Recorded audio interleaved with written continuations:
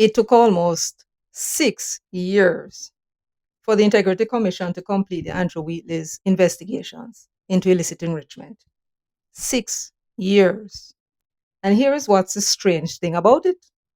Unlike the police, who are asked to find suspects in circumstances when crimes are committed by a person or persons unknown, they often don't know who is behind it.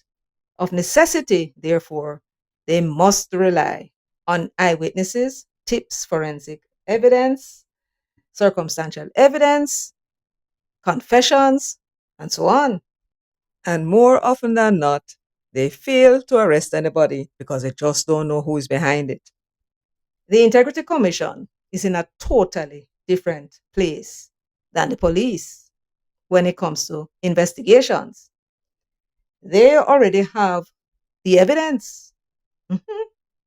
In the statutory declaration that is submitted by a declarant is stated the income, assets, and liabilities that they have. They have these known facts. Whatever it is they may have failed to declare, the IC will eventually find it out.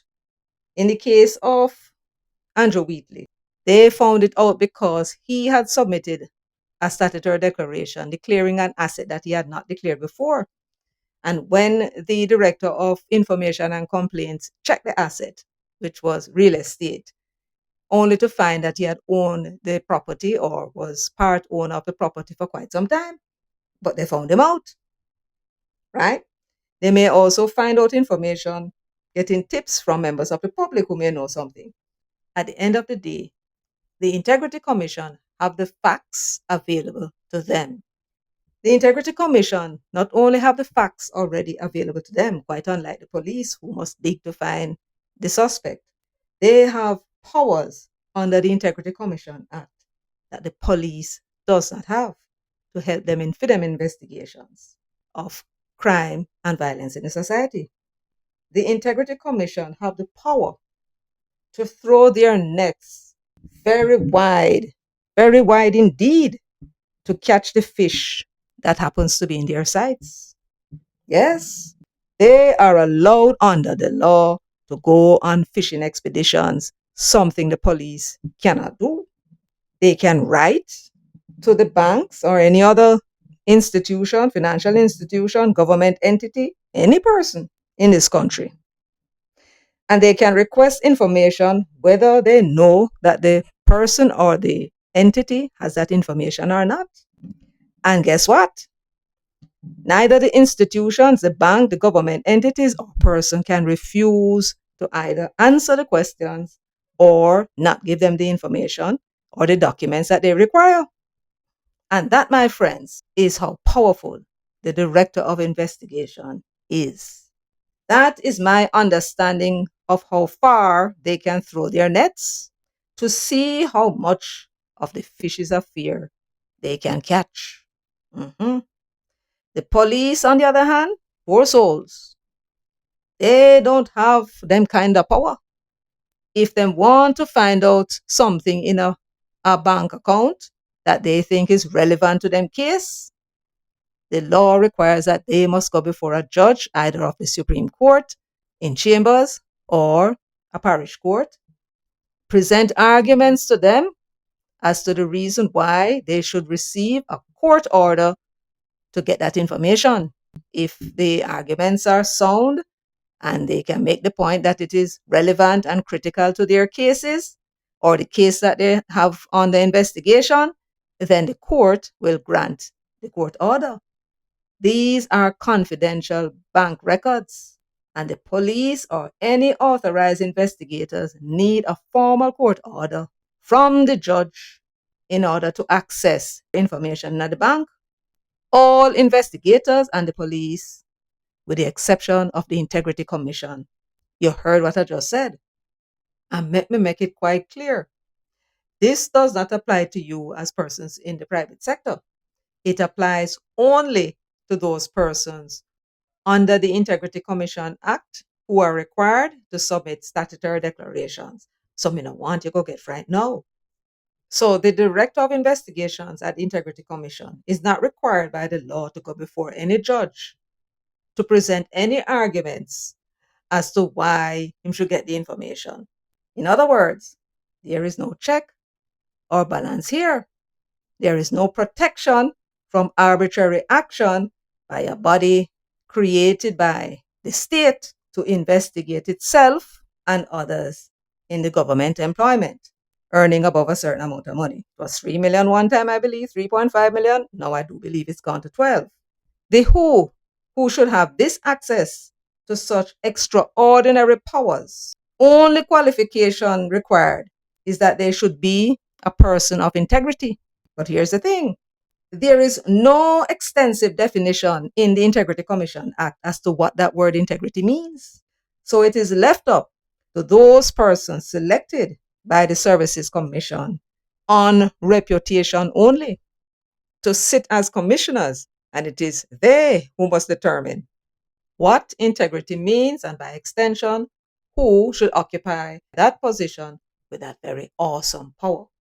This is Mark Golding's creation. The Services Commission have never stated what deep background checks were done on these people that they selected. We do not know how they were identified, whether Interpol was contacted, whether the police were invited to investigate their backgrounds, to determine whether the person's names returned an adverse trace. There was no indication from the Services Commission how they went about determining whether the persons considered are fit and proper.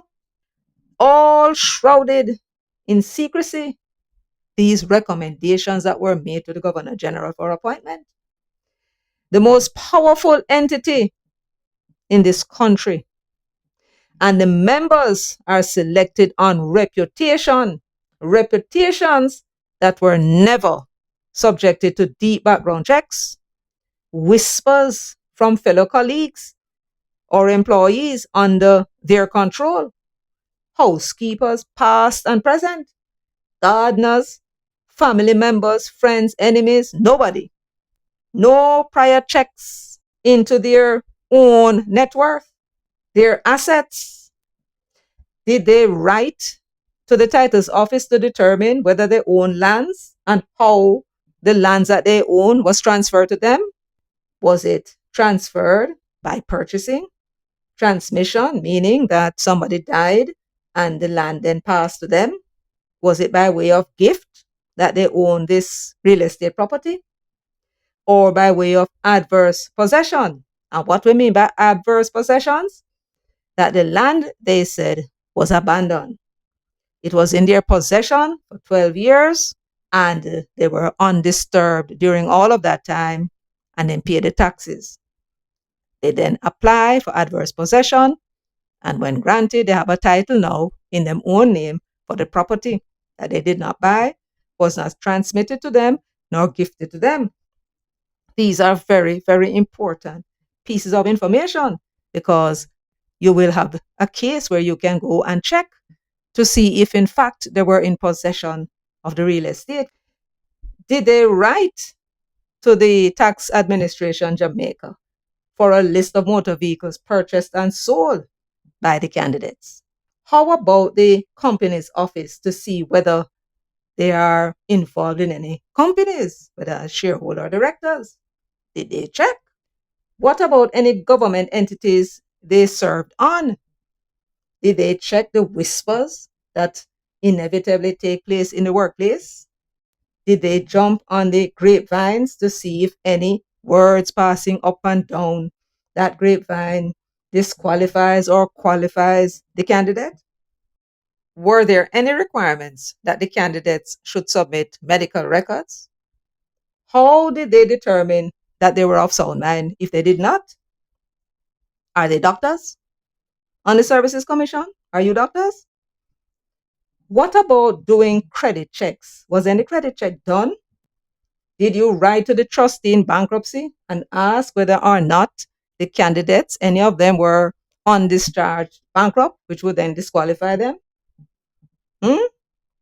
If you did not do any of these things, then you know absolutely nothing about these persons you are putting forward to the Governor General for appointment to this very, very powerful organization. Absolutely nothing. Therefore, it should be of no surprise to anybody, least of all those members of the Services Commission, that the Integrity Commission has developed a very dodgy reputation.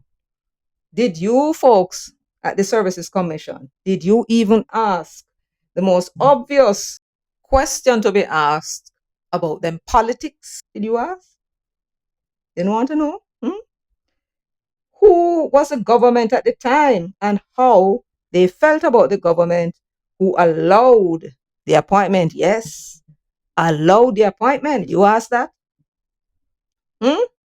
Did you even know who recommended them to the Judicial Service Commission? I'm talking about those judges.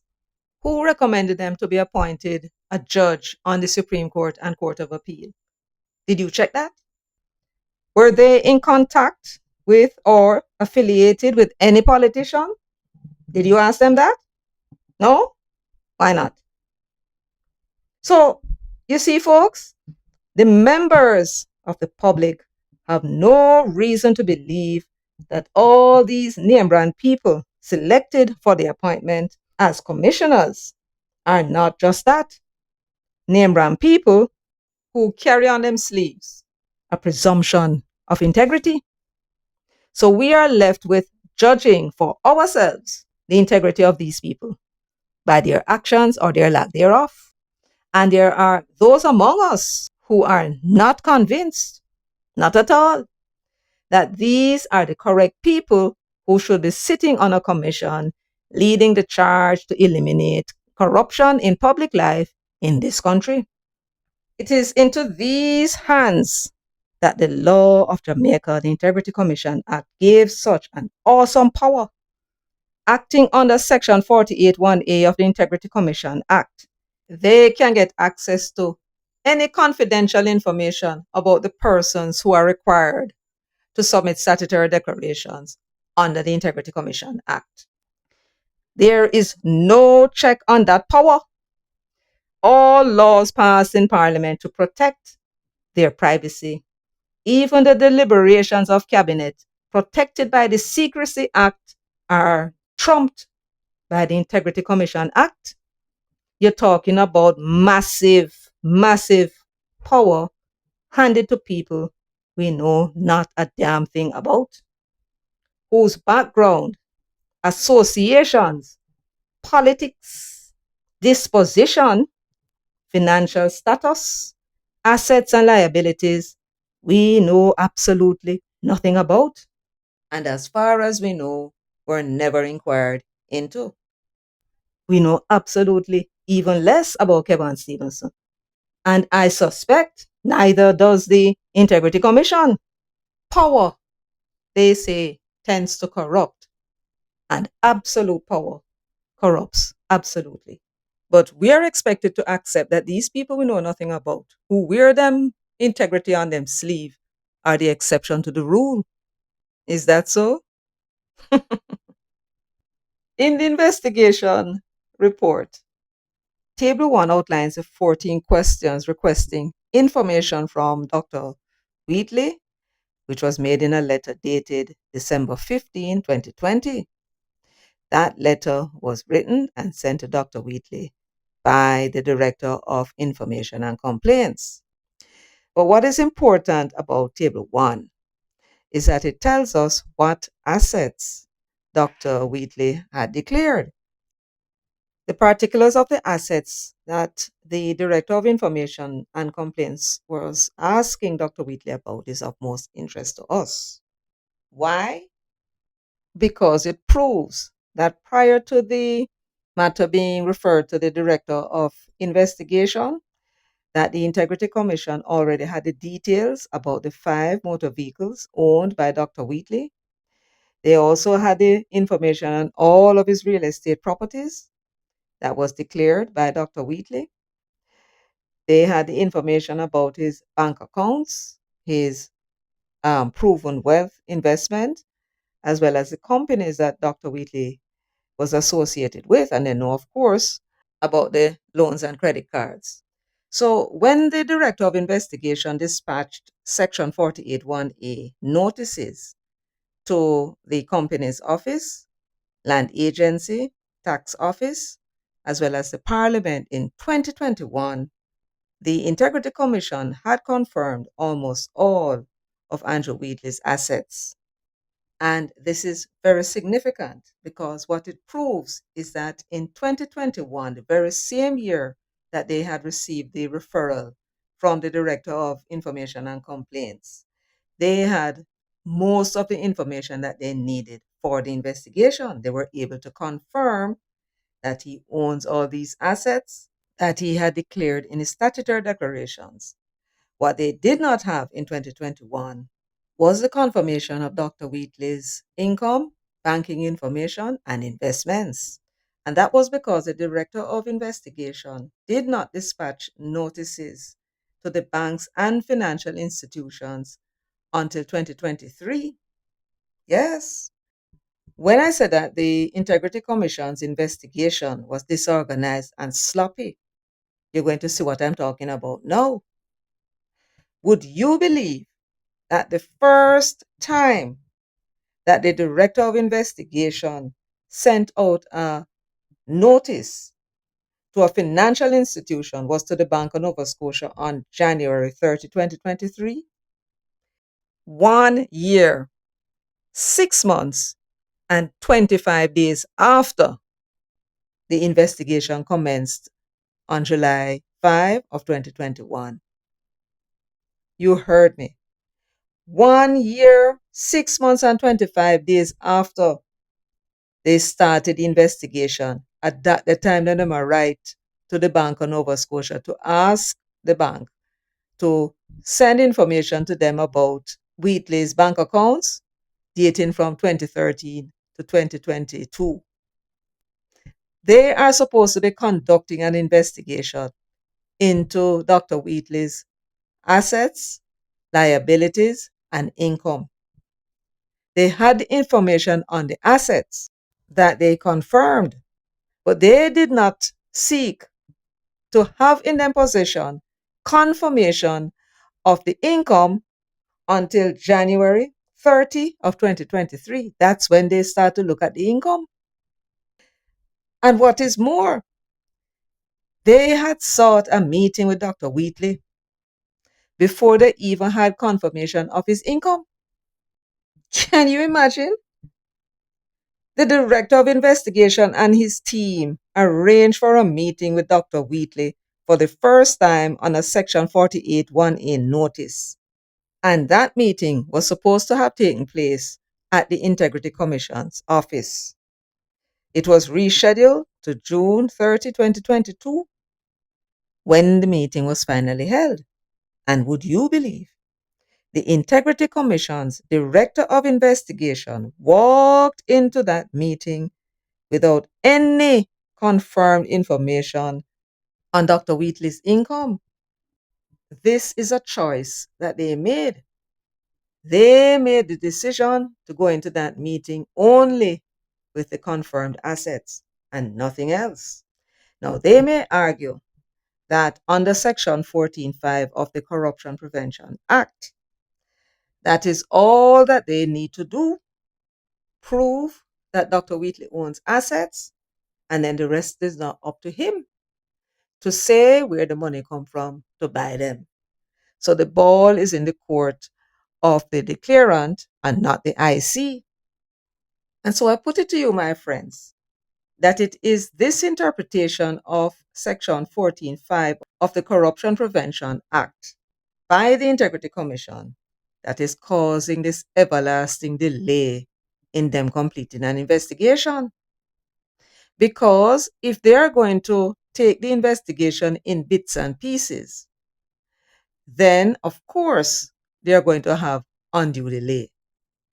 What they did in this case is to gather the information on the assets, confirm those assets are in fact owned by Dr. Wheatley, and then called for a meeting with Dr. Wheatley for him to explain the source of funding.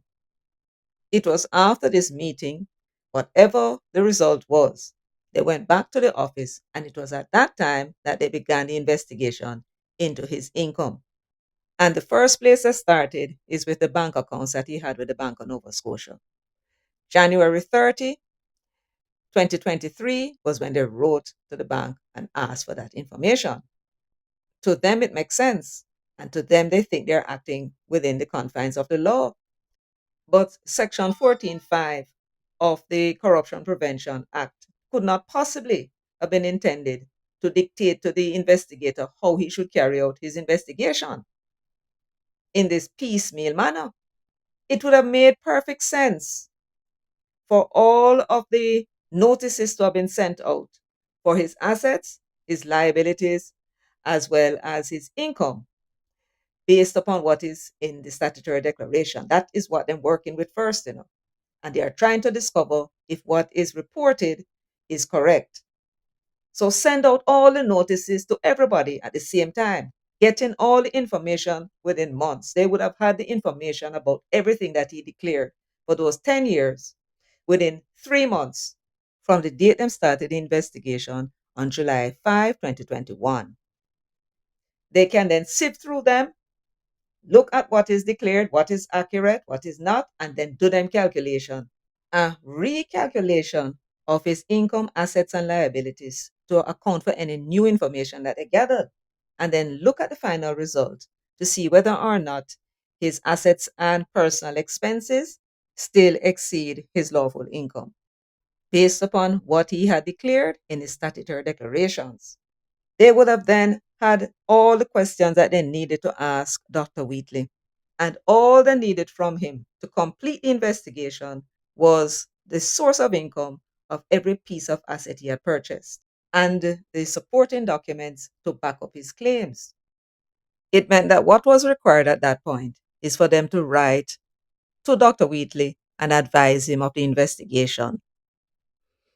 Explain to him what they found with the net worth, and then write and then write a comprehensive list of questions to which you expect answers, warning him of the consequences if he should fail to answer any of those questions. And then make an arrangement to have a meeting where you read him rights and ask him questions about the assets. All you want from him, you want him to know, is for him to state the source of income of each piece of asset along with the supporting documents. That was all they needed to complete their investigation. And had Dr. Wheatley, like the Prime Minister, had his receipts and all the information put down somewhere in a file and could provide them with the information, the investigation would have been over within a year. But this could only have been done had the Integrity Commission written to the various entities and financial institutions with all of the questions that they need to be answered soon after the investigation started July 5, 2021. Instead, they asked the questions piecemeal. And let me give you an example. They wrote to the Parliament on September 2, 2021, only to ask about the tenure of Dr. Wheatley. They did not ask about the emoluments, what his salary was, and all of them benefits. At that time, you know when it was that they asked the question? December 1, 2025, 4 years after the investigation started. A Section 48(1)(a) notice was sent to the Parliament requesting the information 4 years after the investigation began. How that makes sense? And because they did not have confirmation of his income, the investigation could not have been closed within 4 years. But that was not the only thing they did. They wrote to the tax office 8 times just to get the information on the motor vehicles owned by Wheatley, the information on the companies, the tax information that is, Andrew Wheatley's tax return, and when the motor vehicles were sold. 8 times just to get those few information. In circumstances when they knew about the motor cars and that Wheatley had declared that he had sold some of the vehicles for $29 million in his statutory declarations. They knew about the companies and therefore that the companies would also have to file tax information, and therefore they could have asked at the same time for all the information about the companies, Andrew Wheatley's tax return, as well as the motor vehicles, when they were purchased and when they changed hands. All of that could have gone into the Section 48(1)A notice that was sent to TAJ, and it could have gone out the very same day that the investigation commenced if they were organized and had a checklist of what it is that they needed to do after them examine the statutory declaration, which should not take them more than 2-3 hours. And let me make it very clear. Every time they wrote to the tax office for information, they got a response. And when the tax office realized they did not, they may have left something off, they wrote to them again and gave them information. 8 times the tax office responded to their request. So this was not a case of them having to write to the tax office more than one time to ask about the same thing. No, not at all. And if you think that they're done, they wrote to the Bank of Nova Scotia 7 times. 4 times they asked the bank to tell them about the accounts that were held by Andrew Wheatley. 4 times. And once they wanted to know about any accounts that's held with them by the companies. The first time that they dispatched the Section 48(1)A notice to the Bank of Nova Scotia, remember, was the 30th of January 2023, and they wanted to know about the accounts that Wheatley had with them. The second time they sent the notice to them was November 14, 2023, and this time they wanted to know about the accounts held by the companies. Now, the companies were known to them. They were declared in the statutory declarations of Wheatley. The first point I'd like to make is that this information asking the Bank of Nova Scotia for Wheatley's account and the companies as well, it should have gone out soon after the investigation started. If not the same day, soon after. Not wait nearly 2 years to then be asking them for this information. So what could possibly have prevented them from asking the question from day one? Tell me, what was it that was preventing them from doing so and saving time? But no, they didn't do that. They asked about Wheatley, and months later, towards the end of the year, them asking about the accounts of the companies held by Bank of Nova Scotia. Then on the 2nd of May, 2025, the 9th of September, 2025, and the 23rd of September, 2025, they wrote again to the Bank of Nova Scotia in a notice requesting information on accounts held by Andrew Wheatley. You would have thought as investigators that when they wrote to the Bank of Nova Scotia and requested information about the companies and Wheatley, that they would have asked them to provide them with statements, annual statements from 2013 all the way through to 2022, showing the deposits and the withdrawals separately if the bank was able to provide that information. And I'm sure that they would be able to do so, them using computers after all. And then now they would have all that information all at once to go through. So anything that we told them that he did that they never knew before, them just go back to the statement that was sent to them and just check the timeline. What was it and why it was that they were writing to the Bank of Nova Scotia 3 times to ask them for the same information, and every time they asked, the bank responded? What accounted for it? And we're not done yet. The Integrity Commission dispatched 2 Section 48(1)A notices to Mayberry Investments. The first notice they dispatched on September 1, 2025. Now remember, the Mayberry investment was included in Wheatley's statutory declarations.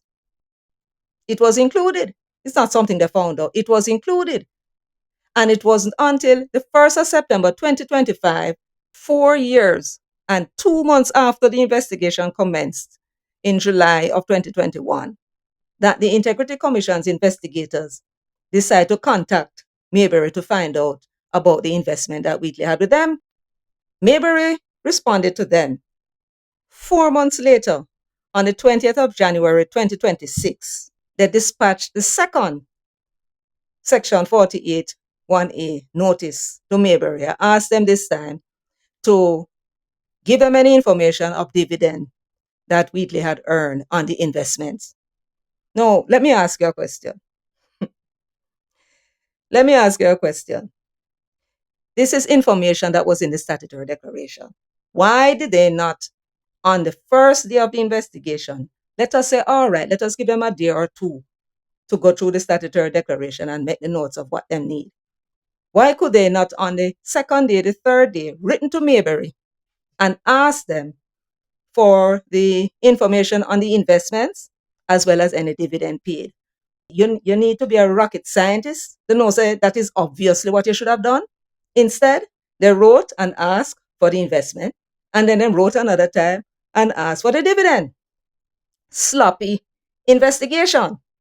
But if you believe that that was a mistake, then mistakes seem to happen to them very often.